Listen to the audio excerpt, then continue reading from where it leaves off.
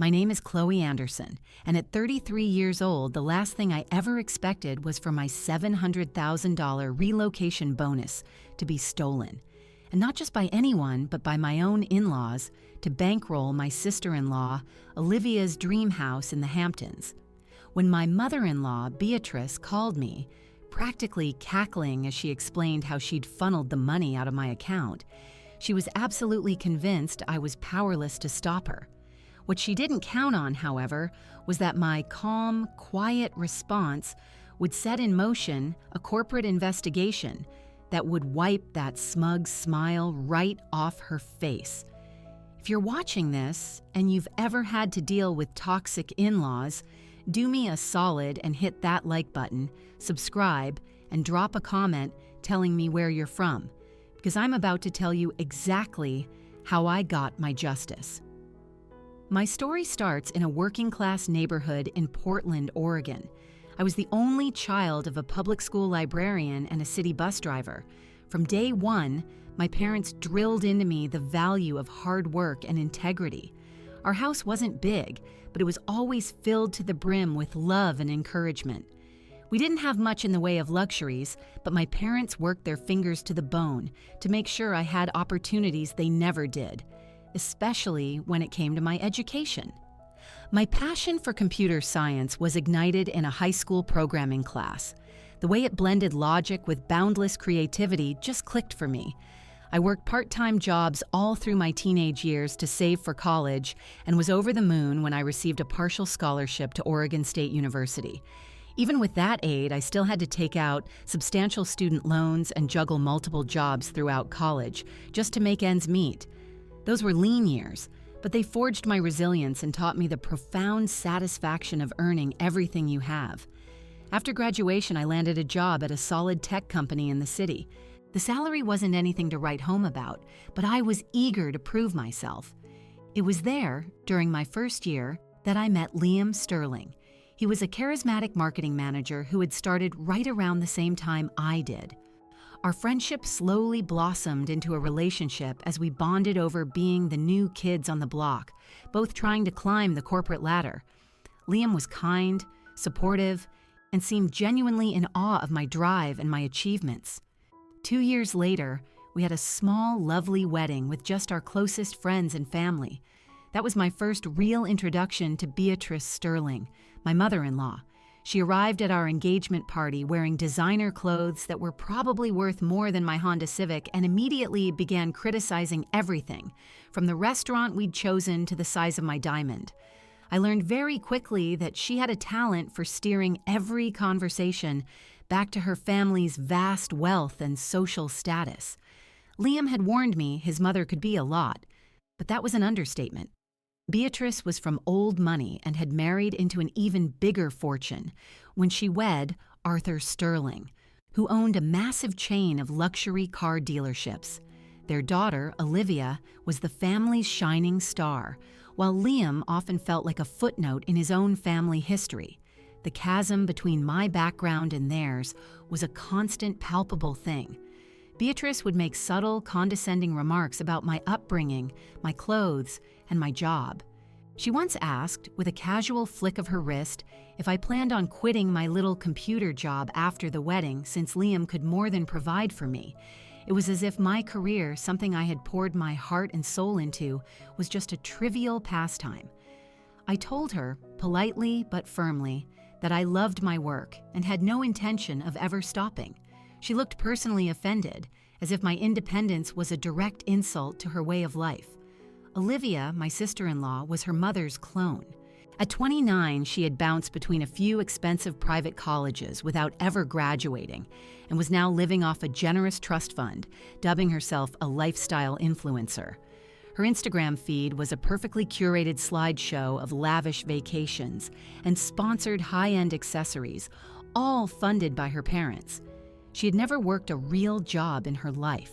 Liam's relationship with his family was, to put it mildly, strained. He loved them, but he had intentionally distanced himself from their world of obsessive materialism. He had made a point to build his own career without his father's connections and lived a far more modest life than his upbringing would suggest.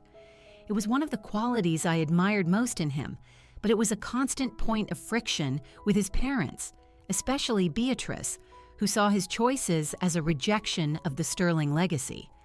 The first few years of our marriage were relatively calm. We were in Portland and the Sterlings were on the other side of the country in Philadelphia, so our interactions were limited to major holidays. During those visits, Liam was my rock, skillfully deflecting his mother's passive-aggressive comments. We were busy focusing on our careers and building our own life together, and despite the occasional family drama, we were happy. Everything changed the day I was headhunted by Apex Innovations, one of the most prestigious software companies on the planet. They were blown away by a machine learning algorithm I'd developed in my spare time and offered me a senior position on their advanced AI research team. It was the opportunity of a lifetime, but it came with a huge condition. We had to relocate to their headquarters in Denver, Colorado. Liam and I spent weeks weighing the pros and cons. It was a monumental decision. It meant leaving our friends, him having to find a new job, and essentially starting from scratch. But the role at Apex offered a level of creative freedom, a huge research budget, and a salary that would completely transform our financial future. After much discussion, Liam looked at me one night and said, "We have to do this. This is your dream." He was my #1 supporter. The deal was sealed by the relocation package Apex offered. They put an astounding $700,000 on the table to cover moving expenses, help us buy a home in Denver's notoriously expensive market, and provide a cushion while Liam transitioned his career. It was a life-changing sum, a clear sign of how much they valued me. When I told my parents, they were so proud they could barely speak, already planning their first trip to visit us in Denver. But news of my success, and specifically the massive bonus, inevitably made its way to Beatrice. A storm was gathering, and I was completely oblivious to the devastation it was about to cause. The problems began almost as soon as the ink was dry on my Apex Innovations contract. In the middle of the whirlwind of planning our move, sorting through neighborhoods, and imagining our new life, Beatrice insisted we fly to Philadelphia to properly share the news with the family. Liam, always trying to see the best in people, thought it was a positive step, a sign that his mother was finally ready to be supportive. I had a pit in my stomach about it, but I agreed to go for his sake. The moment we stepped into their ridiculously opulent mansion, the tension was so thick you could cut it with a knife. Beatrice had organized a fancy dinner party, inviting a roster of their wealthy friends. All evening, she introduced me as Liam's wife, Chloe, the one who works with computers, a deliberately belittling description of my new senior role. Then, in the next breath, she would gush about Olivia's latest business venture, some organic skincare line that seemed to exist only on her Instagram page. During dinner, in front of everyone, Beatrice steered the conversation directly to our move. When Liam proudly mentioned the generous relocation package, I saw a strange, dark glint in her eyes. It was a disturbing combination of envy and cold calculation that sent a chill down my spine. She pressed for details, asking exactly how much and how it would be paid. Liam, bursting with pride for me, shared more than I was comfortable with, explaining that the full amount would be deposited directly into our joint bank account the following week. The night ended with a toast from Beatrice that was a masterclass in veiled insults. "To Chloe," she said, lifting her champagne glass, "how wonderful that these large corporations are offering such generous packages to their diversity hires. It's so important to have women in these fields." The table fell into an awkward silence. Liam squeezed my hand under the table, a silent apology, and quickly changed the subject. Later that night, I told Liam that his mother's intense focus on our money felt off, almost predatory. He dismissed my concerns, saying I was overthinking it and that it was just her awkward way of trying to be involved. I wanted to believe him, but my gut was screaming that something was wrong. The next morning, I was getting a glass of water in the kitchen when I heard Beatrice and Olivia talking in the rose garden just outside the open window. "Can you even imagine?" Beatrice said in a sharp whisper. $700,000 just to move to another city, for some glorified desk job. And here you are, struggling to even find a down payment for that lovely little house you want in the Hamptons. It's not fair, Mom, Olivia whined. Liam marries beneath him and gets this huge windfall, while I do everything I'm supposed to and get nothing. The cruelty of their words felt like a physical blow. I quietly stepped back from the window before they saw me. I didn't tell Liam what I'd heard. I didn't want to cause a fight right before we flew home. In hindsight, that was a terrible mistake. The week after we returned to Portland was a frantic blur. Apex Innovations confirmed the relocation funds were scheduled to hit our account on Monday, which gave us 2 weeks to get everything in order.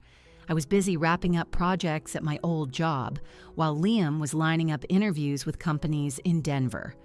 We were stressed, but it was an excited stress, the kind that comes with building a new and better future. The money appeared in our joint account right on schedule Monday morning.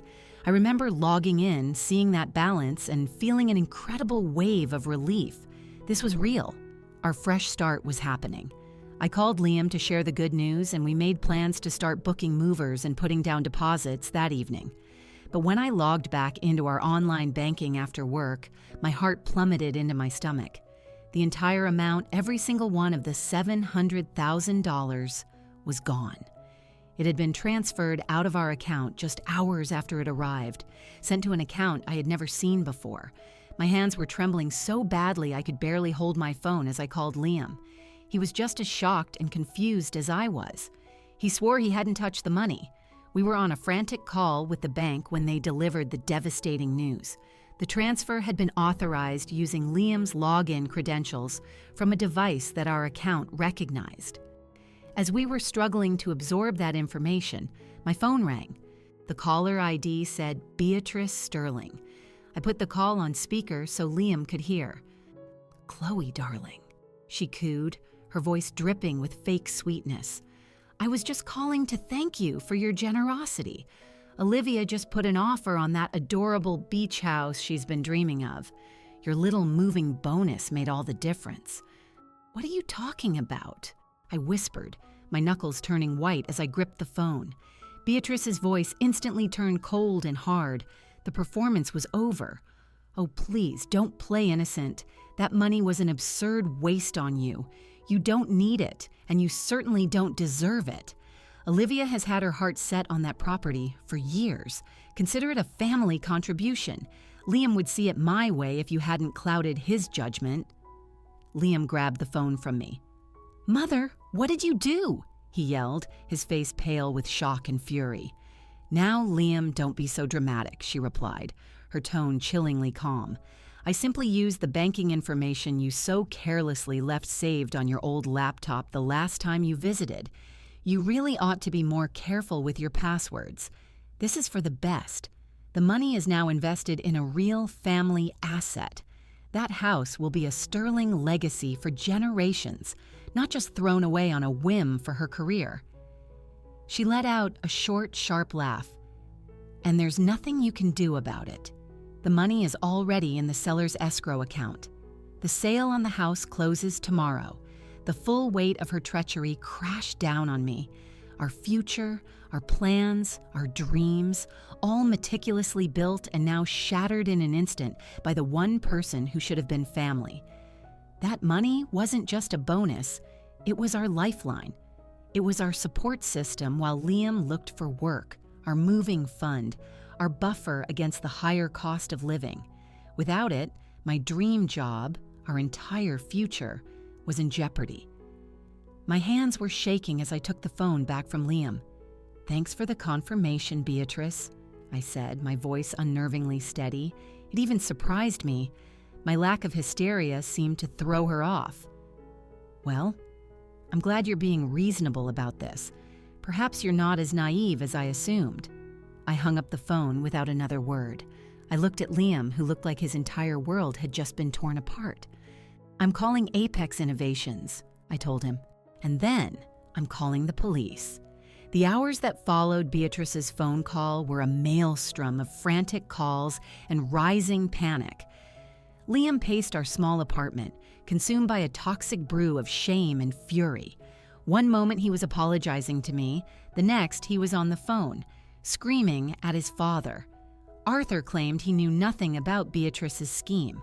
It was impossible to know if he was being truthful or just providing cover for his wife, but the genuine shock in his voice suggested he was, at the very least, caught off guard. My first call was to Sarah Jenkins, my HR contact at Apex Innovations. I struggled to keep my voice steady as I explained the situation, emphasizing that the funds were stolen from our account via unauthorized access. To my immense relief, Sarah was completely supportive, but I could hear the gravity in her voice. "Chloe, this is a very serious matter," she said. "I need to report this to our finance and legal teams immediately. That money was specifically allocated for your relocation. The company will have to initiate an investigation." The word investigation lingered in the air, a strange mixture of hope and fear. I told her we had already contacted our bank and were in the process of filing a police report. She promised to call me back as soon as she had briefed the higher-ups. The call to the police was a lesson in bureaucratic frustration. Because Beatrice had used Liam's own login information and the money was transferred to a family member, they initially classified it as a civil dispute, not a criminal act of theft. The officer on the phone sounded bored as he advised us to hire a lawyer, making it clear he viewed this as just another messy family squabble over money. He couldn't grasp what was truly at stake: my career, our future, and the profound sense of violation. Sleep was impossible that night. Liam and I sat at our kitchen table until dawn, trying to map out a path forward. The guilt was consuming him. He kept repeating that he should have been more careful, that he should have recognized his mother's pointed questions about our finances for what they were. I didn't blame him. His own mother had betrayed him as profoundly as she had me. But that didn't change the dire reality of our situation. "We're not completely broke," Liam said around 3 a.m., his voice hoarse. "We have our savings. We can use that. We'll just have to find a smaller place in Denver." We both knew it wasn't nearly enough. The Denver housing market was unforgiving. Our entire savings would barely cover security deposits and the first month's rent, leaving nothing for movers, a potential gap in his employment, or the countless other expenses of a cross-country move. The following day brought more bad news. I called in sick to work, unable to face my colleagues while my professional future felt like it was disintegrating. Liam did the same, and we found a lawyer, Isabella Rossi, who specialized in financial crimes. She listened intently as we recounted the entire sordid tale, her expression growing increasingly grim. "So let me get this straight," she said, leaning forward. "Your mother-in-law used your husband's credentials to access your joint account without permission, transferred a corporate relocation bonus, and then used it to purchase property for your sister-in-law, admitting to the entire thing on the phone?" We both nodded numbly. "That is not a family dispute," she stated firmly. "That is wire fraud and identity theft.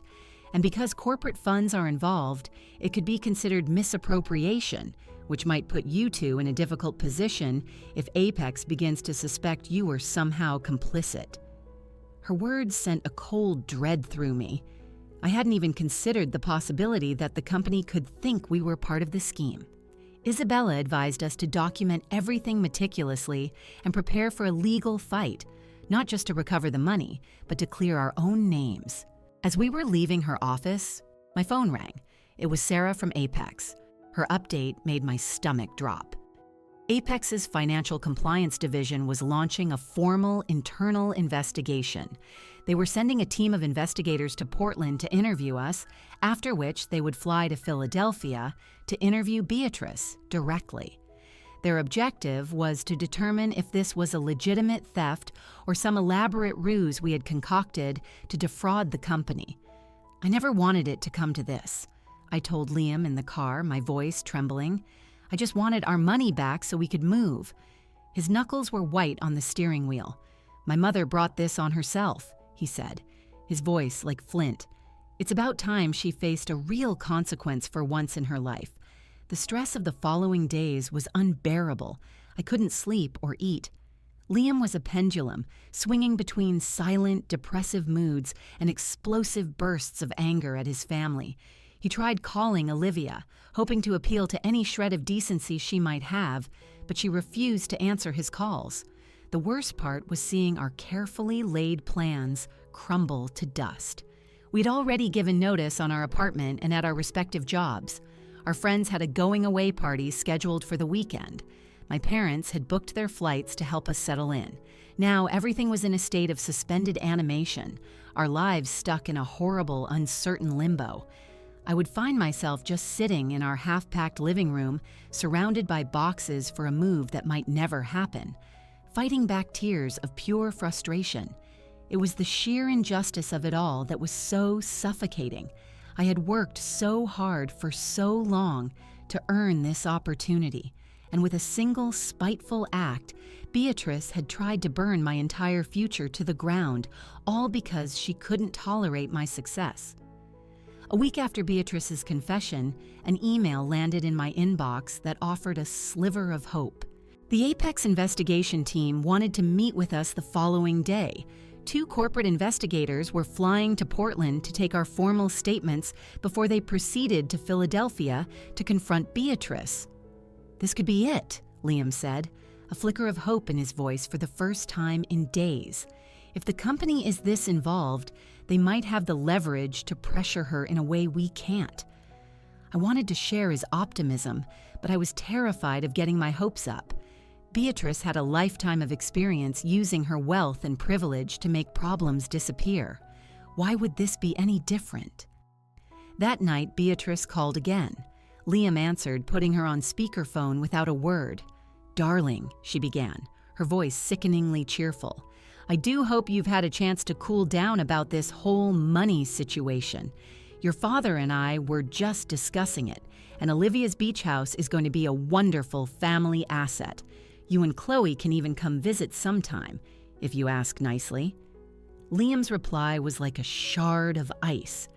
"Did you know that Apex Innovations is sending corporate investigators to interview you tomorrow, Mother? They're treating this as a misappropriation of corporate funds. Do you have any idea what that entails?"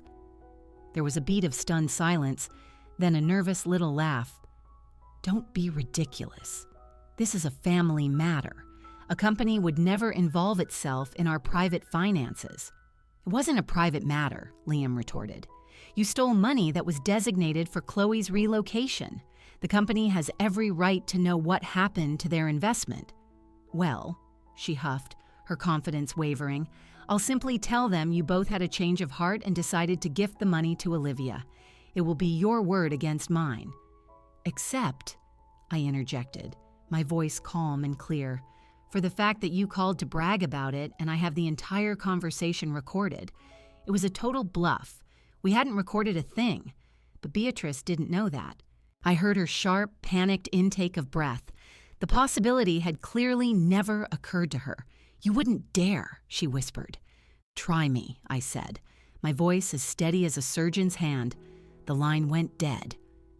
Liam and I looked at each other, a tiny spark of victory in the overwhelming darkness. For the first time, Beatrice sounded afraid. It wasn't much, but it was a start. The corporate investigators from Apex Innovations, a man named Keith Morris and a woman named Angela Ramirez, arrived at our apartment at 9 a.m. on the dot. They had the polite but unyielding demeanor of people who were accustomed to uncovering uncomfortable truths. They set up recording equipment in our living room and methodically asked us to walk them through the entire sequence of events. For nearly 3 hours, we laid out every single detail. I provided the timeline of the job offer, the deposit, and the subsequent theft. Liam explained his mother's long history of controlling behavior and her unconcealed disdain for my career. We gave them bank statements showing the transfer, emails from the bank regarding the unauthorized access, and the police report we had filed.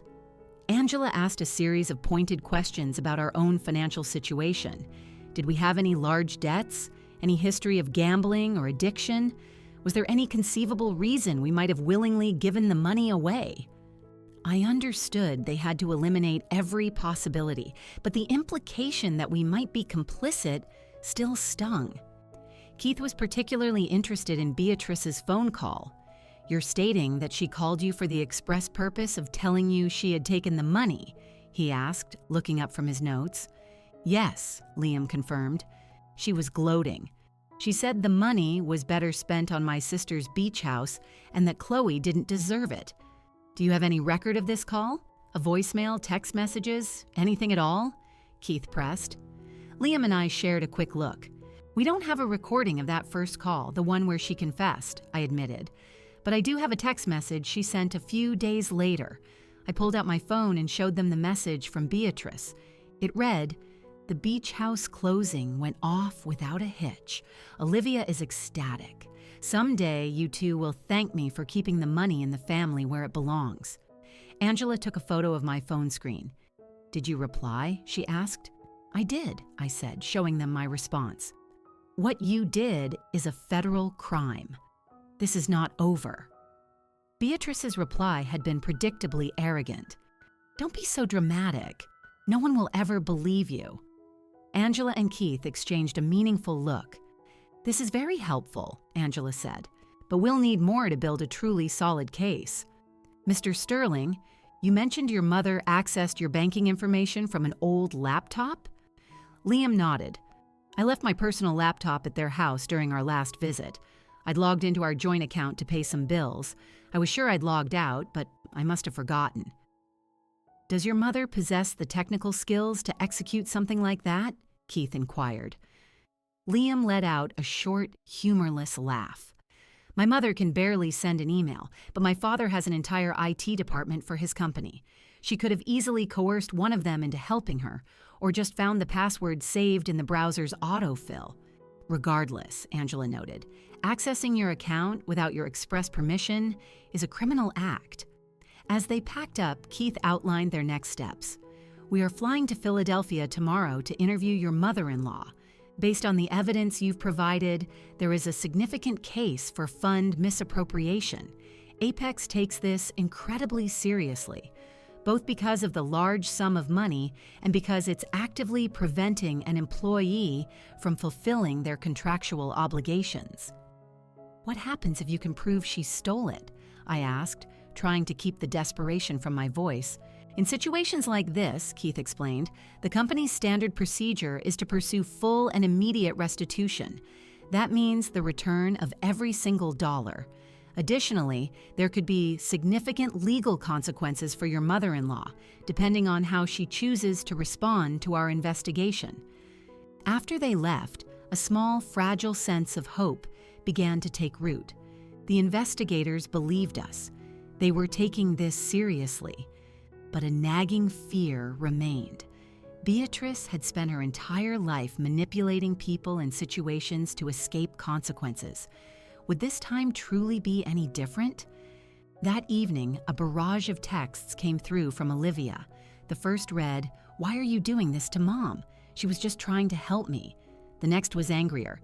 "You two are unbelievably selfish. I deserve that house." And the final one, "Mom is having a meltdown about some corporate investigation. This has gone too far. You need to call it off now or you'll regret it."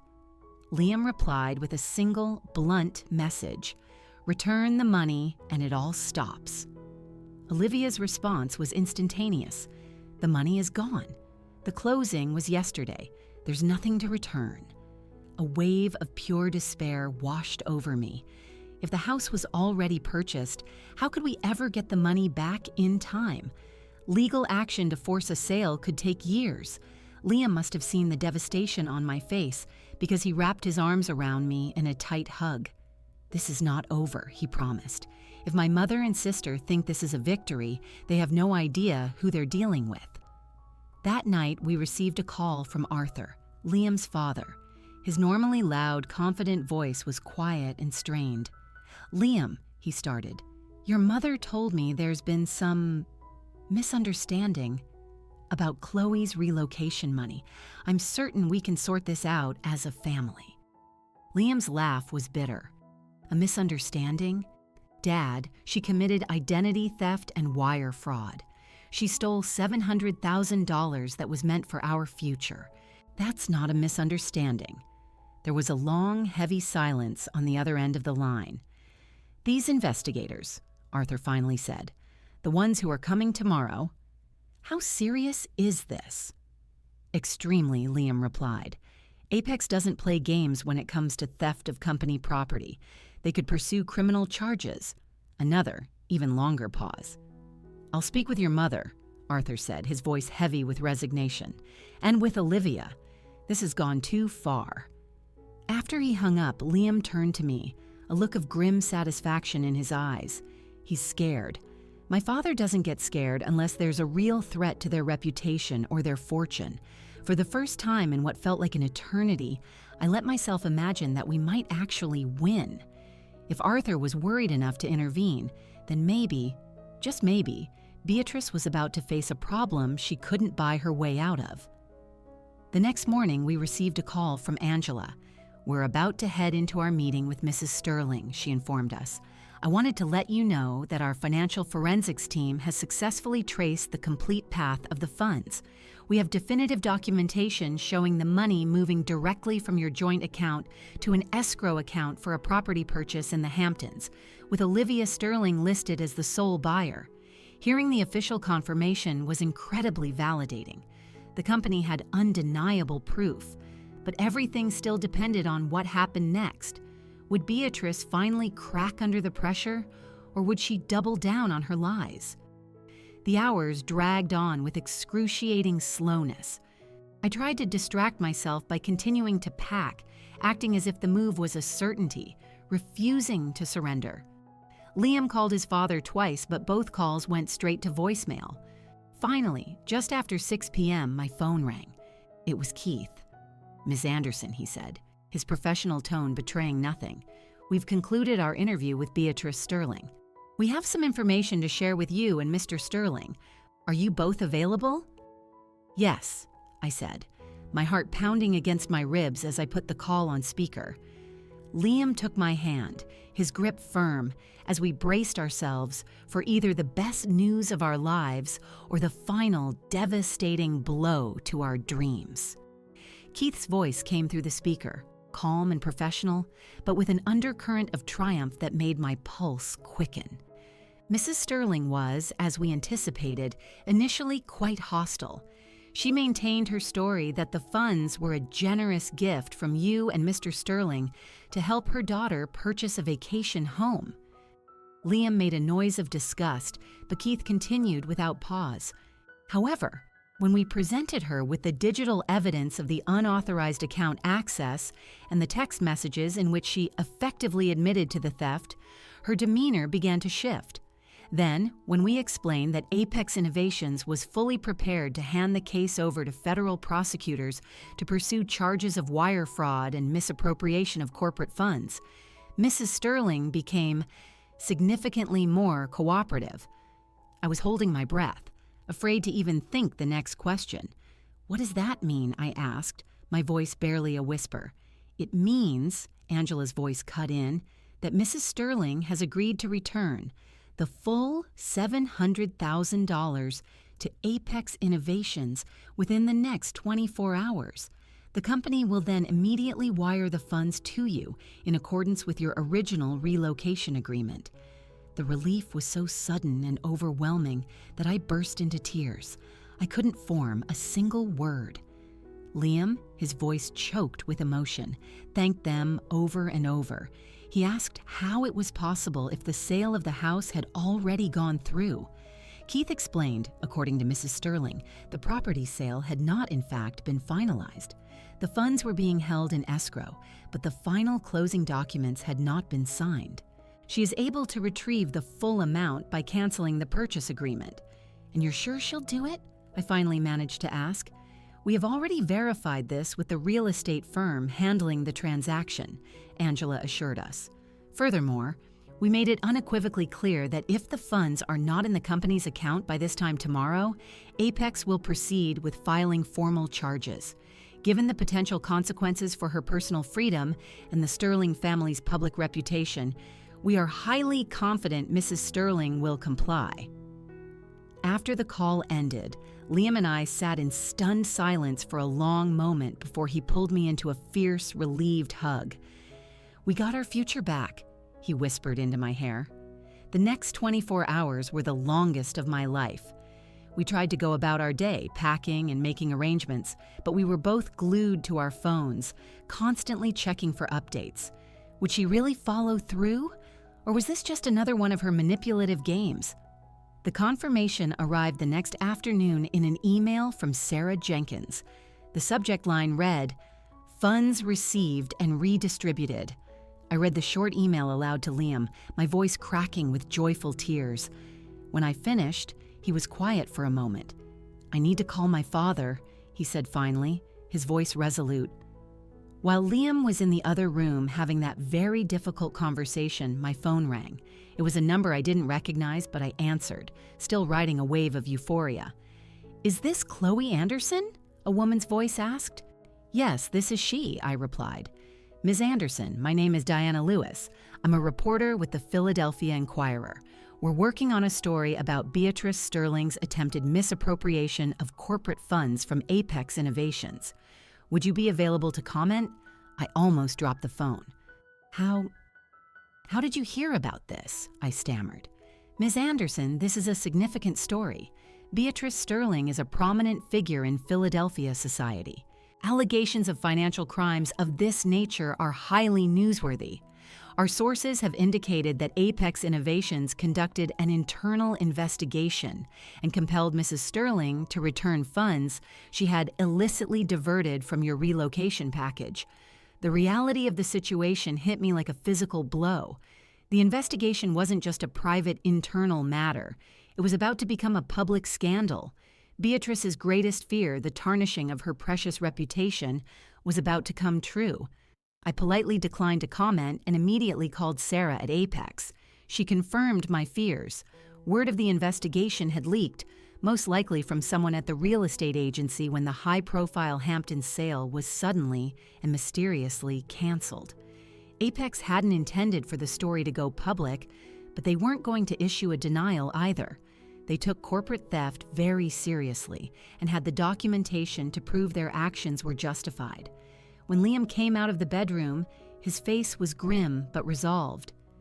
"My father is a complete mess," he said. "Not because my mother committed a crime, but because she got caught. He's terrified about their social standing, the impact on his business, what all their friends are going to think." "And Olivia?" I asked. "Livid, of course. She's blaming us for ruining her life." Liam rubbed his temples. "I told my dad that we never wanted any of this to become public, but Mom's actions have consequences. I also told him that our relationship is going to require some serious, fundamental changes if they ever want to be a part of our lives again." That evening, our phones began to light up with notifications from reporters.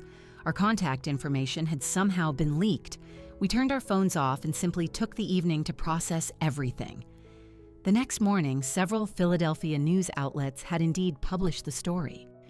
The articles were written with careful, legally vetted language, but the implication was unmistakable. Beatrice Sterling, the queen of Philadelphia society, had diverted corporate funds intended for her son and daughter-in-law. For a woman whose entire identity was constructed around her family's name and social status, the public humiliation was likely the most severe punishment imaginable. 2 days later, I received a text from Beatrice herself. It was the first direct contact since her gloating phone call. "I hope you're satisfied with the damage you've inflicted on this family," it read. "Our reputation is in tatters because you couldn't handle a simple family financial issue privately. Olivia has lost her dream home and won't even leave her room. Arthur is fielding calls from concerned business partners, all because you had to involve your company." I showed the text to Liam, who just shook his head in disbelief. Even now, she sees herself as the victim. She hasn't learned a single thing. I typed and deleted several replies before finally settling on one. "Beatrice, you stole $700,000 that belonged to our future. You broke into our bank account and transferred money that was not yours. These are the consequences of your actions, not our revenge. I hope one day you can understand the difference." She never replied. I didn't expect her to. The day before our scheduled move to Denver, we had a surprise visitor. It was Arthur. He looked older, smaller, and exhausted. The confident, imposing man I remembered was gone, replaced by someone carrying the weight of the world on his shoulders. He apologized, a genuine, heartfelt apology, for everything. "I allowed Beatrice's prejudice against your background to influence my own judgment," he said, looking me directly in the eye. "I failed to recognize your worth, and I failed to see what a wonderful, positive influence you are on my son's life. For that, I am deeply and truly sorry." The apology was more sincere than I could have ever imagined. We talked for over an hour. He said the public exposure had been devastating for Beatrice, but perhaps necessary. Olivia was struggling, but had finally been forced to get an entry-level job. As he was leaving, Arthur handed Liam an envelope. "A personal housewarming gift," he said. Inside was a check for $20,000. More important than the money was the gesture. It was a first step toward reconciliation. The next morning, as our plane lifted off the runway and headed for Denver, Liam squeezed my hand. "My mother thought she was punishing you for daring to be successful," he said quietly. "Instead, she gave you the perfect stage to show the world just how powerful you really are." I smiled, watching the city of Portland shrink below us. We had faced the worst, and we had emerged victorious. Whatever the future held, I knew we could face it together. Our new life in Denver was like a breath of fresh air. The relocation funds, now securely in our new bank account, enabled us to rent a beautiful home near the Apex campus. The simple act of unpacking our boxes in a space we had fought so hard to secure felt incredibly rewarding. My first days at Apex were a dream come true. The project I was assigned to lead was even more groundbreaking than I had imagined, with the potential to genuinely save lives. I was surprised to find that many of my new colleagues were aware, in general terms, of what had transpired. Senior executives went out of their way to welcome me, telling me the company was proud to have me on their team. A few weeks after I started, I had lunch with the Chief Technology Officer, a brilliant woman named Heather Jackson. "I hope you don't mind me saying this," she said, "but the way you handled that entire situation with your relocation funds impressed a lot of people around here. You remained calm and professional under an unimaginable amount of stress. Those are qualities we value just as much as technical expertise." I was completely taken aback. "That's not exactly how I hope to make a first impression," I managed to say. She smiled warmly. "How we respond to a crisis reveals more about our character than any resume or interview ever could. We have our eye on you for a leadership role, Chloe. Your skills got you in the door, but your grace under pressure proves you're capable of so much more." It was the first time I realized that this horrific ordeal might have had an unexpected and positive impact on my career. Meanwhile, Liam landed a fantastic position at a top marketing agency, a role that offered more responsibility and creative freedom than his old job. Seeing him thrive on his own merits, without any of his family's influence, filled me with immense pride. Our new rental house quickly became a home.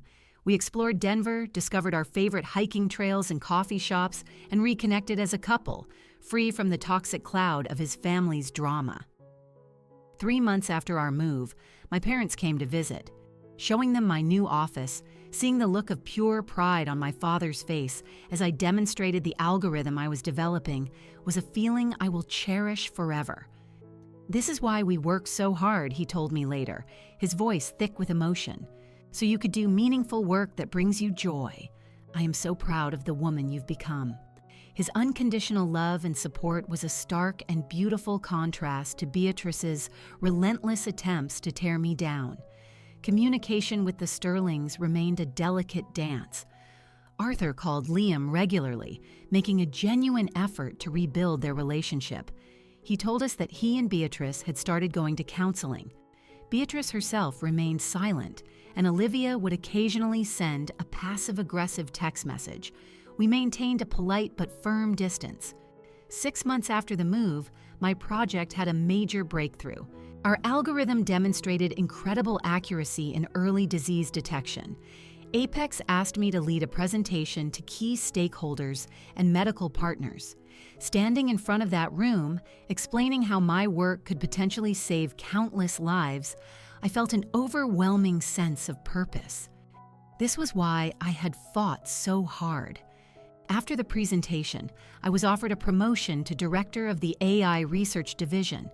It was a monumental leap, coming years earlier than I ever would have dared to hope. That night, Liam and I celebrated with a bottle of champagne. "This is cosmic justice," he said, his face glowing with pride. "You deserve every single bit of this." A few weeks later, Arthur came to visit and took us out to a celebratory dinner. He looked different, more at peace with himself. "Your mother is still struggling," he admitted, "but she's starting to understand the damage her behavior has caused. She's not ready to reach out herself yet, but she asked me to express her regret.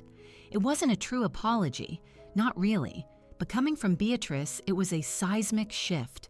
Before he left, he informed us that he had restructured his estate planning. Liam would now receive an equal share, and he had established a separate educational trust for any future children we might have. "I want my grandchildren to know that their grandfather supports their dreams, no matter what they may be," he said. It was his way of trying to build a more equitable and supportive family legacy. A year after our move, we bought our own home in Denver and threw a big housewarming party. Our new life was filled with wonderful friends, professional success, and a deep sense of mutual respect. Arthur flew in for the party. He told us that Beatrice had started volunteering, mentoring young women in business. He said that helping other women succeed was starting to give her a new perspective. It was a start. As I stood in my beautiful new home, surrounded by people who valued and respected me, I reflected on the incredible journey. The experience of fighting for what was rightfully mine had taught me something far more valuable than any amount of money, an unshakable confidence in my own worth. 2 years after the incident, I received an email from Beatrice. It was brief. "Chloe," it began, "I have been working to understand the harm I caused. My behavior was inexcusable.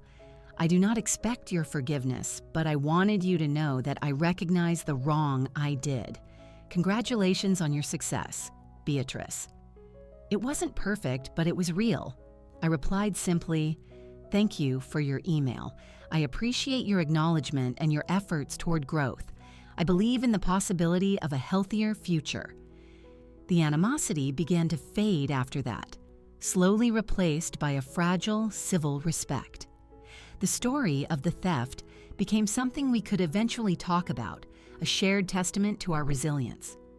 3 years after the move, I was invited to give the keynote speech at a National Women in Technology conference. I decided to tell my story, including the part about the stolen relocation money. Afterward, a young woman approached me, her eyes filled with tears. "Thank you," she said. "My in-laws constantly undermine my career and my ambitions. Hearing how you stood your ground, it gives me the courage to do the same." In that moment, I truly understood. The ugliest chapter of my life had been transformed into a source of strength, not just for me, but for others as well. Beatrice's malicious attempt to harm me had, in the end, given me a platform to empower other people. True wealth isn't about money or houses in the Hamptons. It's about having the courage to fight for yourself, the wisdom to set boundaries, and the confidence to build a life that is authentically and unapologetically yours. The theft was a painful, traumatic event, but in fighting for what was mine, I discovered a strength I never knew I possessed. If you're watching this, and you're dealing with your own battles against people who want to tear you down, please remember this. Standing your ground isn't just about winning an argument. It's about claiming your fundamental right to be valued. The most painful challenges can become our greatest catalysts for growth. Have you ever had to stand up to someone who tried to undermine your success? How did you handle it? I would love to read your stories in the comments below. Please don't forget to like this video and subscribe if my story resonated with you. And always remember, sometimes the people who try to dim your light are just afraid of how brightly you are meant to shine. Thank you for listening. End of story.